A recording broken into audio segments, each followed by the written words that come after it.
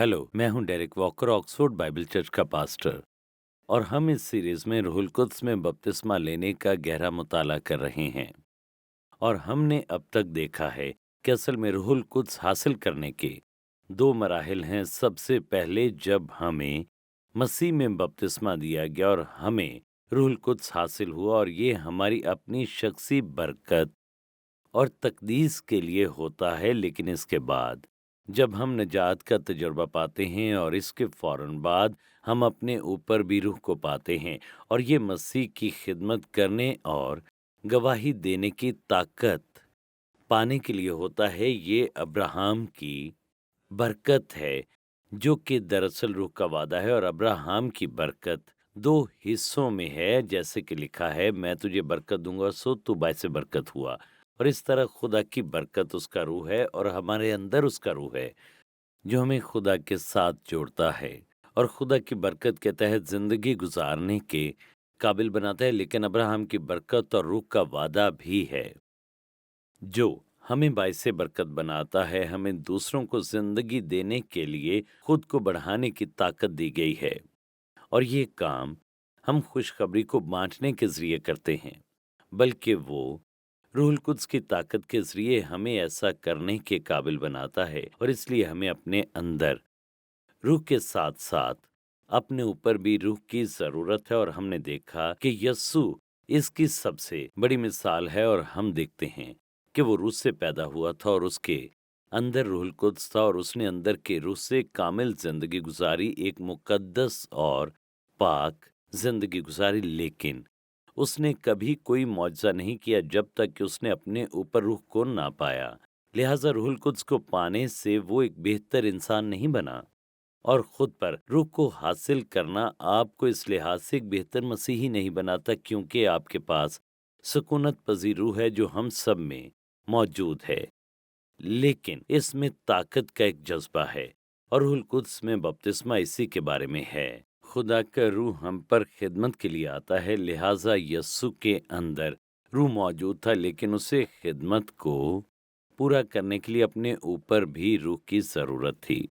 और ये साबित करता है कि यस्सु का रूह में बपतिस्मा हमारे रूह में बपतिस्मे का एक नमूना है, जिसमें वो पहले से ही पैदाइश से अपने अंदर रूह रखता था। लेकिन अब रूह उस पर आया, और जब वो 30 साल का था तो अपनी खिदमत के लिए उसे ताकत से मलबूस किया। इसी तरह हमारे अंदर दोबारा पैदाइश के वक्त रूह आता है, लेकिन हमें अभी भी अपने ऊपर रूह को पाने की जरूरत है, जो हम पर आए ताकि हमें ताकत के साथ मुलब्बस करे और माफूकुल फितरत तौर पर हमें अपनी गवाही के अजीम काम को पूरा करने के लिए बाख्तियार बनाए। और इस बात की तस्दीक तब होती है जब यस्सु ने अपने बपतिस्मे को उस रूह में बयान किया, जिसमें यूं लिखा है, यशायाह नबी की किताब उसको दी गई, और किताब खोलकर उसने वो मकाम निकाला जहां ये लिखा था कि खुदावंद का रूह मुझ पर है, इसलिए कि उसने मुझे गरीबों को खुशखबरी देने के लिए मसा किया। उसने मुझे भेजा है कि कैदियों को रिहाई और अंधों को बेनाई पाने की खबर सुनाऊं,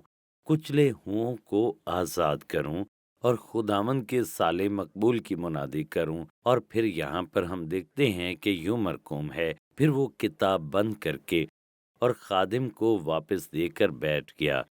और जितने इबादत खाने में थे, सब की आंखें उस पर लगी थीं, ये साया की इस पेशन गोई पर कि मैं ही मसीहा हूँ, और ये मेरे बपतिस्मे के बाद से मुझ में पूरा हुआ है। रूहुल कुद्स की ताकत के साथ खुदा का रूह मुझ पर है, और उसने मुझे भेजा है।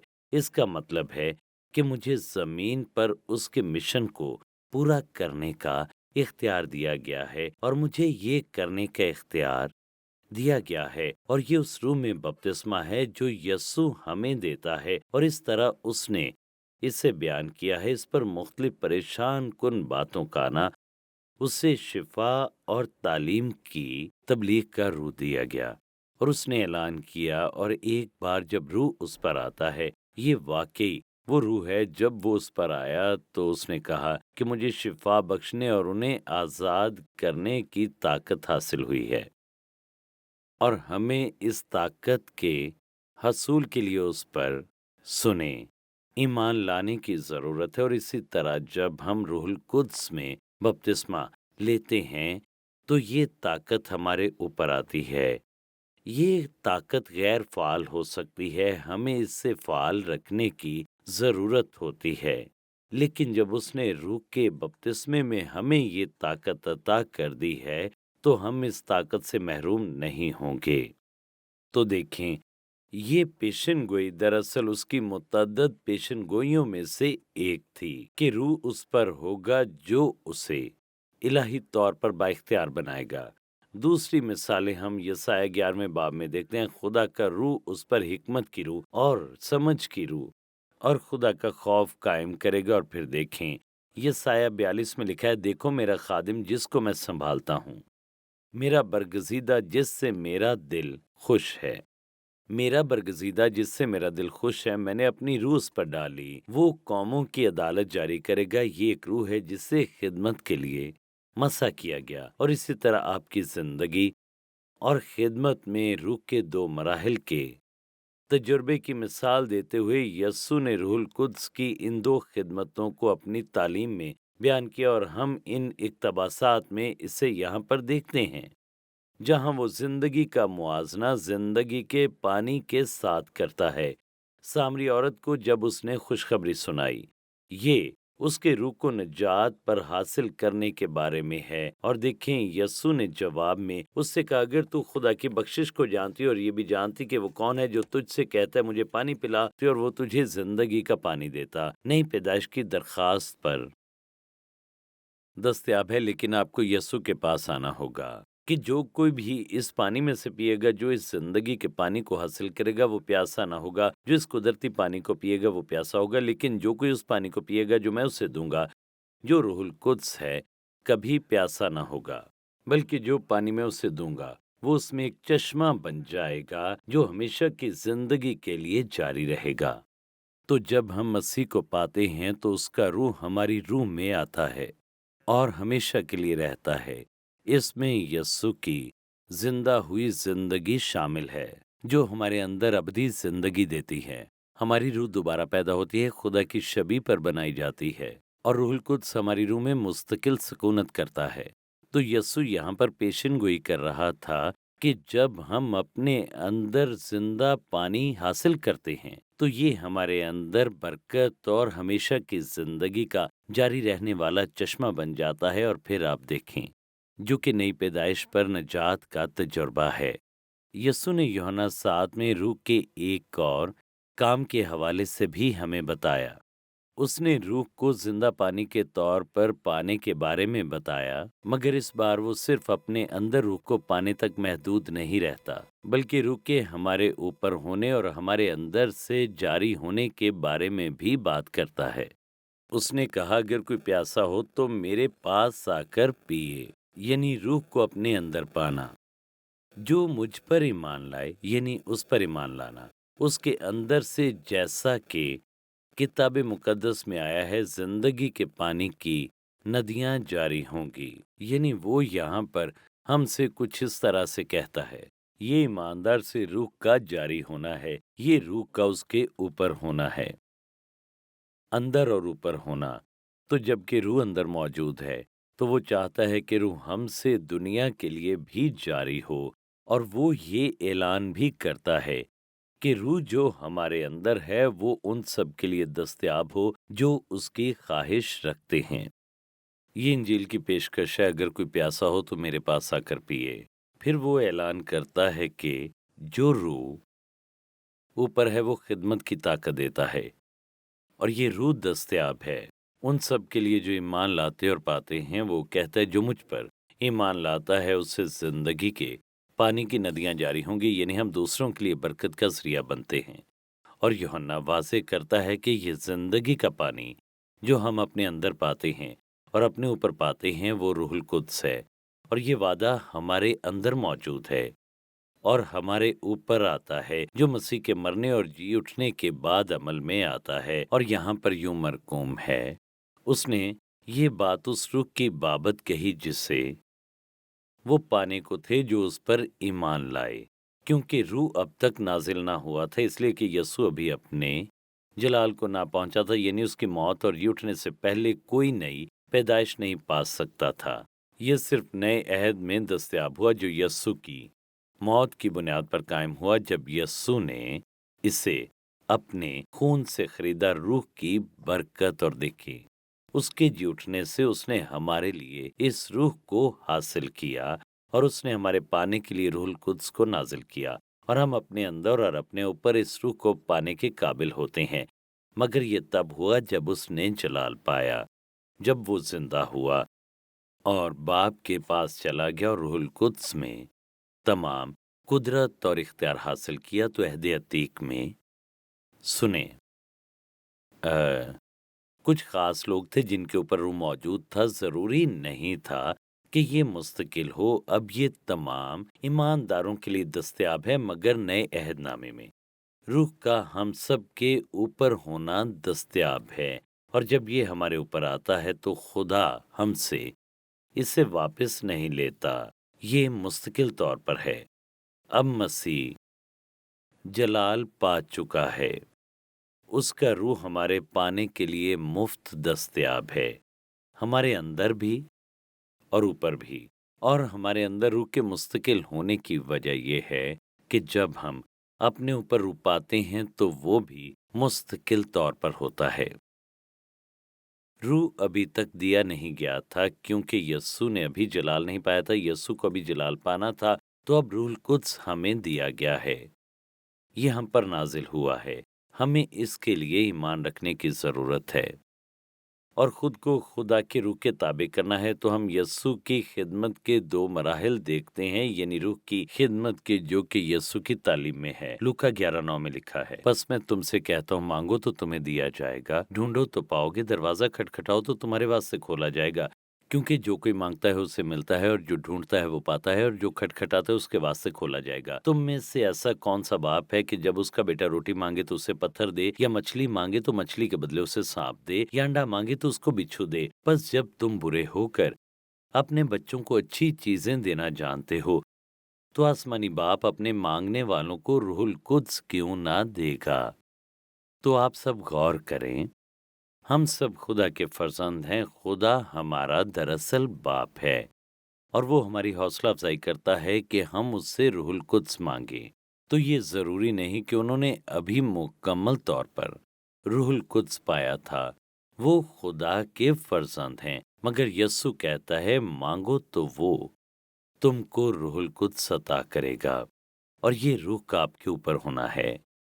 تو جب ہم انجیل کا مطالعہ کرتے ہیں، اپنی موت سے پہلے یسوع نے اپنے شاگردوں کو نئی پیدائش اور اپنے اندر روح پانے کے لیے دراصل تیار کیا تھا، کیونکہ یہ پہلے آتا ہے اور آپ اس کی ترتیب کو بدل نہیں سکتے۔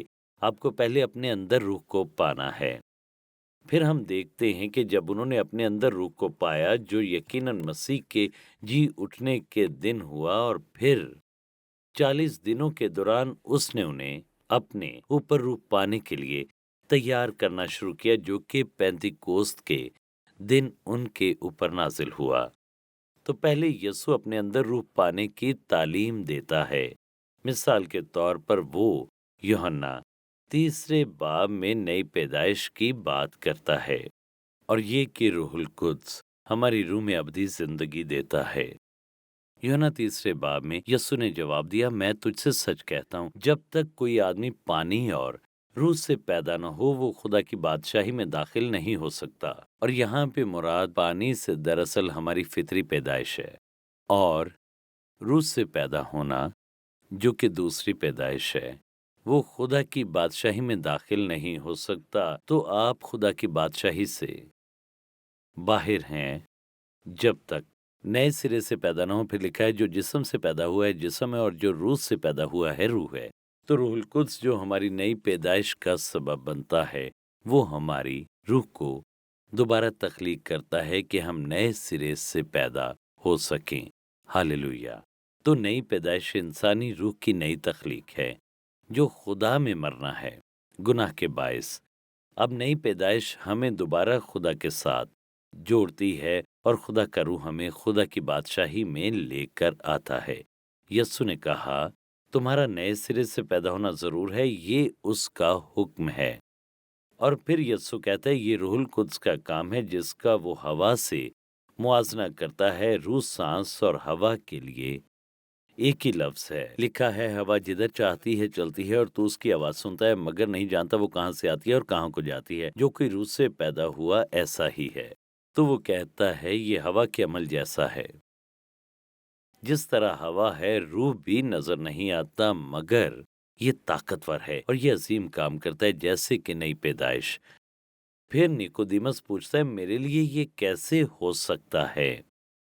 اور یسوع نے اس مشہور آیت میں اس کو جواب دیا، کیونکہ خدا نے دنیا سے ایسی محبت رکھی کہ اس نے اپنا بیٹا بخش دیا کہ ہمارے لیے صلیب پر جان دے۔ سے سیاق و سباق میں دیکھیں، تاکہ جو کوئی اس پر ایمان لائے ہلاک نہ ہو بلکہ ہمیشہ کی زندگی پائے۔ تو جب کوئی یسوع پر خدا کے بیٹے کے طور پر بھروسہ کرتا ہے جس نے ان کے لیے اپنی جان دی اور پھر جی اٹھا، پھر پاک روح اس کی روح میں داخل ہوتا ہے اور اس کی روح میں مسیح کی ابدی زندگی داخل ہوتی ہے اور وہ نئی پیدائش پاتا ہے۔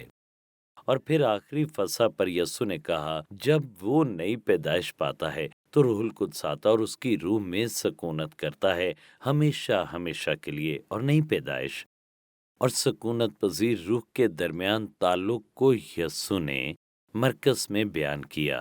یہاں پر لکھا ہے اور نئی مے کو پرانی مشقوں میں کوئی نہیں بھرتا، نہیں تو مشقیں مے سے پھٹ جائیں گی اور مے اور مشقیں دونوں برباد ہو جائیں گی، بلکہ نئی مے کو نئی مشقوں میں بھرتے ہیں۔ لکھا ہے بلکہ نئی مے کو نئی مشقوں میں بھرتے ہیں، یعنی ہماری پرانی روح پاک روح کو اپنے اندر نہیں رکھ سکتی، یہ اس کے لیے ناممکن ہے۔ یعنی سب سے پہلے خدا ہماری پرانی روح کی مشقوں کو نئی روح کی مشقوں سے بدلتا ہے اور پھر وہ ان میں اپنا نیا روح ڈالتا ہے۔ تو ہمیں پہلے اپنی روح کو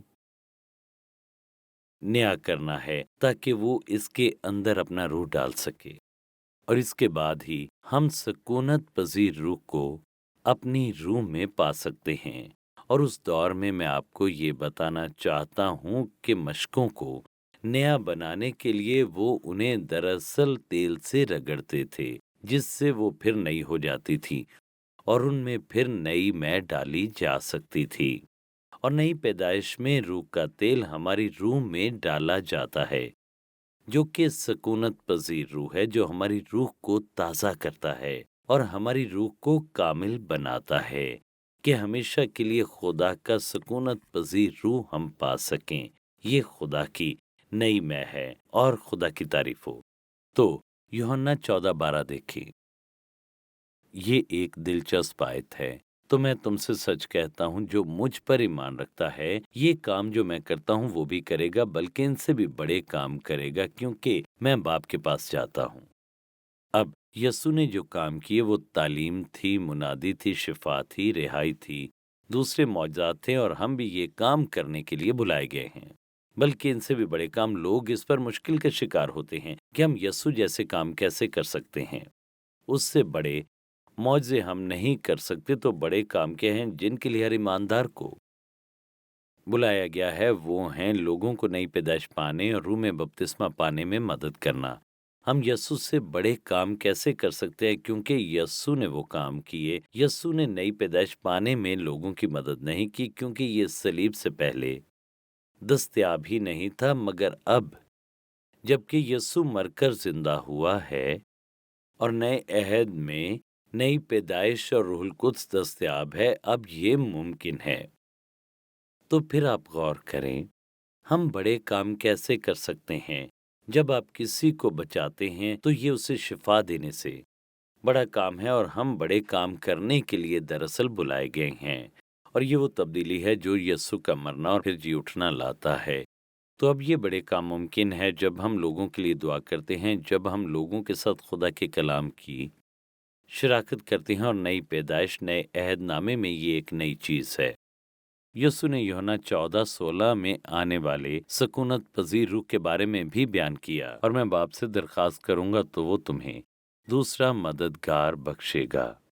یہ لفظ دوسرا لفظ ایلوس ہے جس کا مطلب ہے اسی جیسا ایک اور۔ یسوع جیسا یعنی وہ یسوع جیسا ہے، یہ بتاتا ہے وہ ایک شخصیت ہے، تشبیہ نہیں۔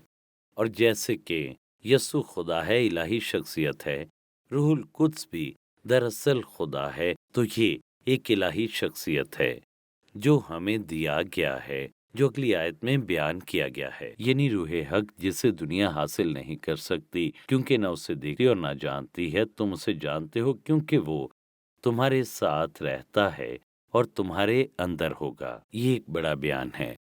وہ پہلے ہی ان میں سکونت پذیر تھا کیونکہ روح القدس یسوع کے اندر اور اس کے اوپر تھا، تو وہ اس طرح اسے جانتے تھے۔ مگر وہ کہتا ہے اب نئے عہد میں وہ تمہارے اندر ہوگا، روح القدس ہمارے اندر ہوگا۔ اس لیے بائبل کہتی ہے ہم روح القدس کی ہیکل ہیں، روح القدس ہمارے اندر رہتا ہے۔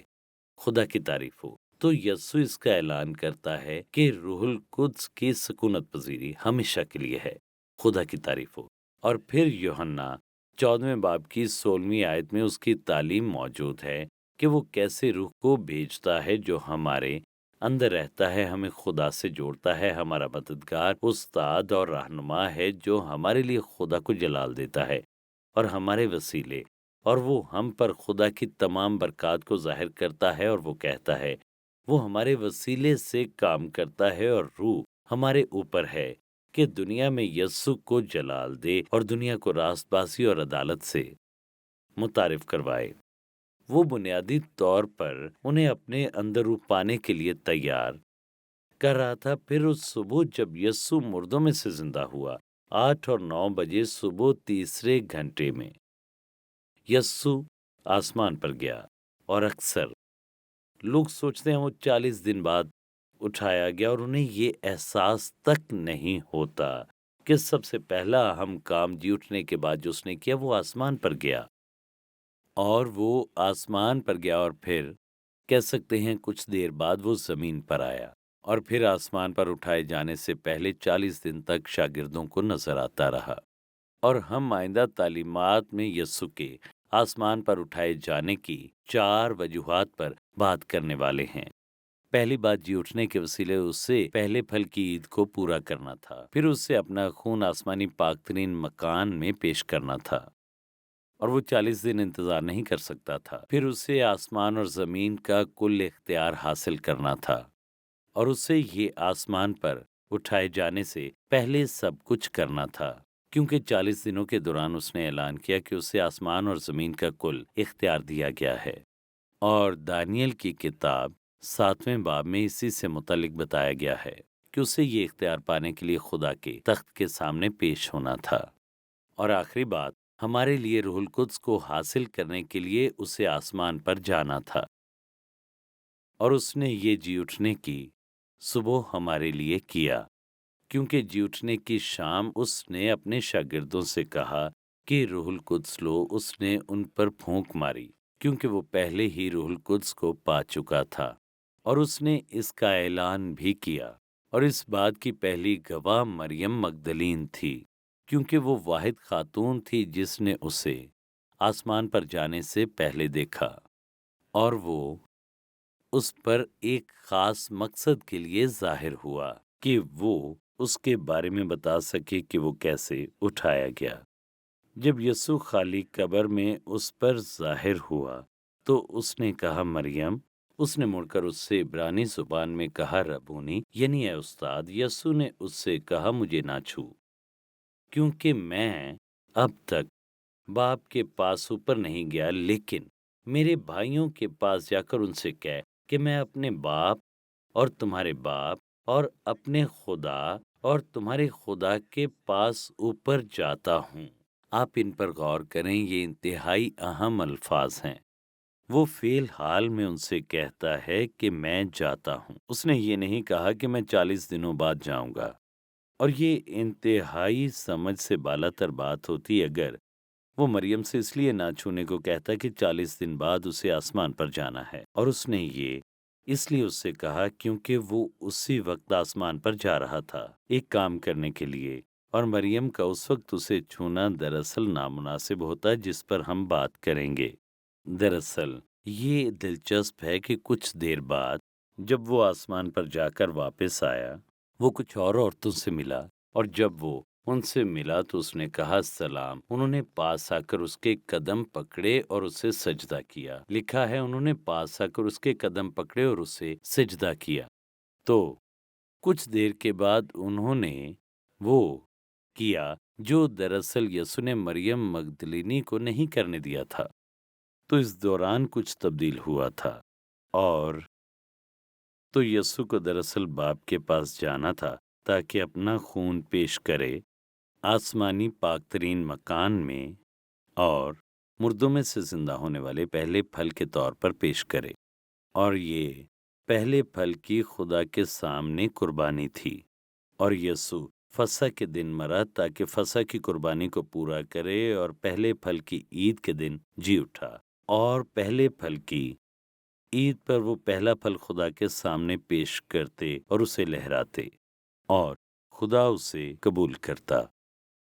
ساری فصل کی بنیاد پر تو یسوع کو دراصل پہلے پھل کے طور پہ خود کو پیش کرنا تھا، اور پھر اسے ہمارے لیے خدا نے قبول کیا تاکہ خدا کی برکات ہم پر نازل ہو سکیں۔ اور چونکہ یہ قربانی خدا کے حضور پیش ہونی تھی تو مریم کے لیے مناسب نہ تھا کہ اسے چھوئے جب تک وہ خود کو خدا کے سامنے پیش نہ کرے، اس لیے اس نے کہا مریم کو مت چھو، کیونکہ مجھے ایک کام کرنا ہے، میں باپ کے پاس جاتا ہوں۔ مگر واپس آنے کے بعد اس نے شاگردوں کو اسے چھونے کے لیے کہا۔ تو ہم اس پر مزید بات کریں گے کیونکہ یہ انتہائی اہم ہے، مگر اسے سمجھا نہیں جاتا۔ یہاں ایک کتاب ہے جو مسیحی بنیادیں کی اس سیریز سے بالکل مطابقت رکھتی ہے۔ عنوان ہے گروئنگ اپ اسپرچولی، اور یہ انتہائی اہم ہے کہ ہم بنیادی تعلیم کو جانیں جہاں ہم روحانی طور پر بڑھ سکتے ہیں۔ میں چاہتا ہوں کہ آپ اس کتاب کو خریدیں، اور یہ زیادہ مہنگی نہیں۔ یہ کتاب آپ کو بہت سی بنیادی تعلیمات دے گی۔ اس سیریز کے علاوہ بھی بہت کچھ ہے۔ ہمیں دیکھنے کے لیے شکریہ۔ آپ مزید تعلیمات آکسفورڈ بائبل چرچ اور روکو چینل پر حاصل کر سکتے ہیں، اور ڈیرک واکر کے یوٹیوب چینل پر بھی۔ اور آپ ہمارے ساتھ اتوار کی عبادت میں بھی شامل ہو سکتے ہیں، صبح 11 بجے اور شام 6 بجے۔ چینی اسکول، ہیڈنگٹن، آکسفورڈ، OX3 7QH۔ آپ CDs، DVDs، کتابیں اور دوسری چیزیں آن لائن آرڈر کر سکتے ہیں www.oxfordbiblechurch.co.uk، اور کال بھی کر سکتے ہیں 018655 15086۔ Shekinah Bible Ministries were founded by Dr. Tahira Salim and Reverend Dr. Asher Salim on 27th October 1998. The foundation of organization was laid by Reverend Dr. Shahid Siraj Deen, who was called home by God on 14th Feb 1998. The organization commenced its working through Bible Institute and then by the grace of God developed following establishments: Shekinah Bible Church, Shekinah Sunday School, Shekinah Movie Society, Shekinah Messaging Services, Shekinah Adult Youth, Daughters of Shekinah, Shekinah Bible Institute, Shekinah News, Shekinah Medical Camp, Shekinah EMAC.